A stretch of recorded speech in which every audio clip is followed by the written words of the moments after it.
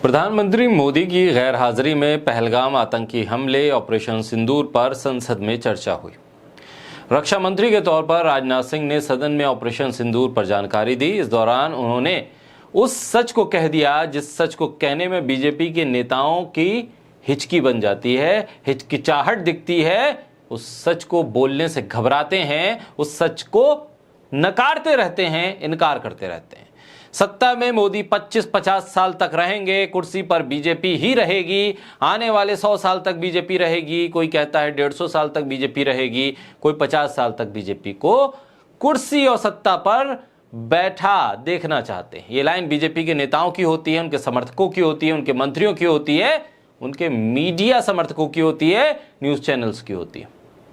BJP और मोदी सरकार के काम करने का तरीका भी यही बताता है कि बीजेपी ये मानकर चलती है कि 2014 के बाद से देश आजाद हुआ है और मोदी आजीवन प्रधानमंत्री रहेंगे, बीजेपी को सत्ता से कोई बेदखल नहीं कर सकता। लेकिन राजनाथ सिंह ने अमित शाह की मौजूदगी में संसद के भीतर ये कह दिया कि आज हम सत्ता पक्ष में हैं, ऐसा नहीं है कि हम हमेशा सत्ता पक्ष में रहेंगे। यानी सत्ता से बेदखली के बारे में राजनाथ सिंह ने यूं तो कहा विपक्ष से था, लेकिन शायद चेता अपनी पार्टी को दिया था, ये बता दिया था अपनी ही पार्टी को कि हम जिस तरह से काम करते हैं वो तरीका ठीक नहीं है। आप सत्ता में हमेशा नहीं रहेंगे, इसलिए व्यवहार भी बदल लीजिए, आचरण भी बदल लीजिए और काम करने का तरीका भी बदल लीजिए।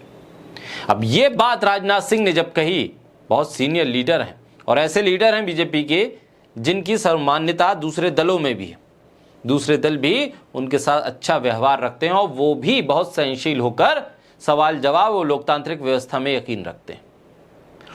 ऐसे में बीजेपी के नेता राजनाथ सिंह की इस लाइन से शायद इत्तेफाक ना रखें, क्योंकि वो लोकतंत्र की परिभाषा को भूलकर एक व्यक्ति के पीछे चल पड़े हैं और बीजेपी के नेता भी इस बात को भूल गए हैं कि विपक्ष भी कभी सत्ता पक्ष में आ सकता है और सत्ता पक्ष कभी भी बेदखल हो सकता है।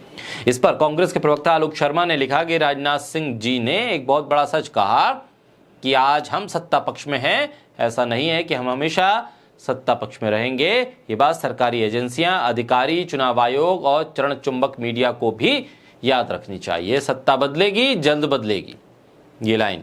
और इसको लेकर विपक्ष ने सीधे तौर पर बीजेपी को आड़े हाथों ले लिया सोशल मीडिया पर, और खासतौर पर जिस तरह से एजेंसियां काम कर रही हैं लोकतांत्रिक व्यवस्था में, ईडी, सीबीआई और इनकम टैक्स की एजेंसियां वो एक तरफ, चुनाव आयोग के काम करने का ढंग एक तरफ, वो ये बता रहा है, वो ये दिखा रहा है कि ये तमाम एजेंसियां मान के चल रही हैं कि आने वाले वक्त में बदलाव जैसी चीज कुछ नहीं होगी और बीजेपी सत्ता में है, सत्ता में ही रहेगी, ये मानकर एजेंसियां चल रही हैं। लेकिन राजनाथ सिंह की इस बात को अगर एजेंसियां, तमाम संवैधानिक संस्थाएं, पार्टी, सरकार, मंत्री अगर सुन रहे होंगे गौर से, तो उन्हें पता चलेगा कि बीजेपी के भीतर किस तरह का भूचाल आने वाला है, किस तरह की हलचल है।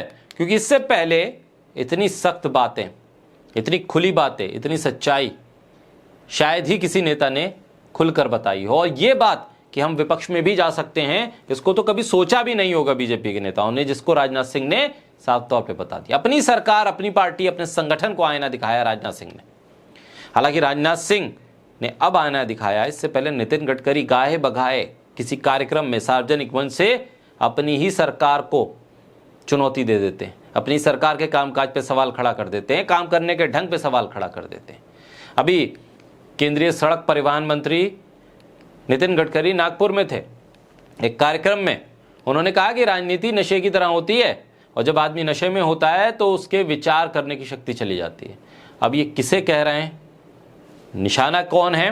क्योंकि जिस तरह की राजनीति हो रही है वो कहीं ना कहीं नितिन गडकरी अपनी पार्टी के काम करने के ढंग, अपने नेताओं के काम करने के ढंग पे सवाल खड़ा कर रहे हैं। नागपुर में स्पोर्ट्स एज ए करियर कार्यक्रम में बोलते हुए नितिन गडकरी ने कहा कि जब अच्छे दिन होते हैं तो तुम्हारी तारीफ करने वाले बहुत मिल जाएंगे, लेकिन समय जब खराब होता है तो पूछने वाला कोई नहीं मिलता।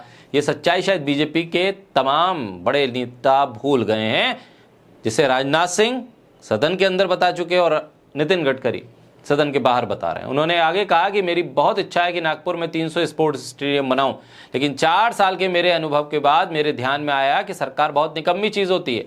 अब ये 4 साल का अनुभव कहां से आया? नितिन गडकरी को ये थोड़ा बताना चाहिए कि वो किस सरकार के 4 साल के अनुभव की बात कर रहे हैं। हर तरफ तो बीजेपी है, double engine BJP, triple engine BJP, single engine BJP, हर तरफ बीजेपी है, हर तरफ मोदी है। तो फिर किस सरकार के निकम्मेपन की बात कर रहे हैं? क्या मोदी सरकार के निकम्मेपन की बात कर रहे हैं, या महाराष्ट्र की बीजेपी सरकार के निकम्मेपन की बात कर रहे हैं, या कॉरपोरेशन में निकम्मेपन की बात कर रहे हैं? कुल मिलाकर हर तरफ बीजेपी की सत्ता है, तो सत्ता में बैठी पार्टी के निकम्मेपन की बात, यानी अपनी ही पार्टी को आईना दिखा रहे हैं नितिन गडकरी।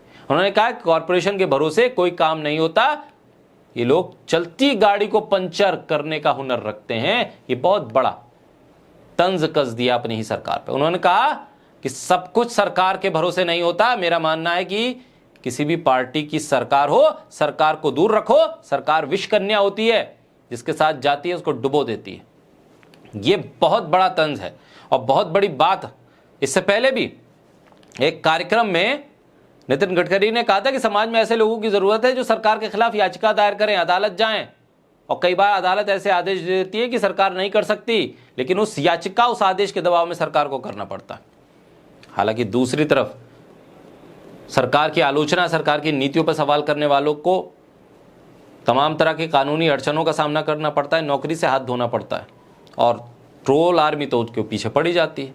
यानी राजनाथ सिंह से लेकर नितिन गडकरी तक सरकार को आईना दिखा रहे हैं और ये बता रहे हैं कि भाई हवा कभी भी पलट सकती है, सत्ता कभी भी जा सकती है, सत्ता के भरोसे मत रहो, सत्ता के भरोसे अहंकार में मत डूबो, क्योंकि कल को अगर विपक्ष सत्ता में आता है, तब आपका जब बुरा वक्त शुरू होगा तो कोई साथ देने वाला नहीं होगा। शायद राजनाथ सिंह के बाद नितिन गडकरी इसी बात की सीख दे रहे हैं।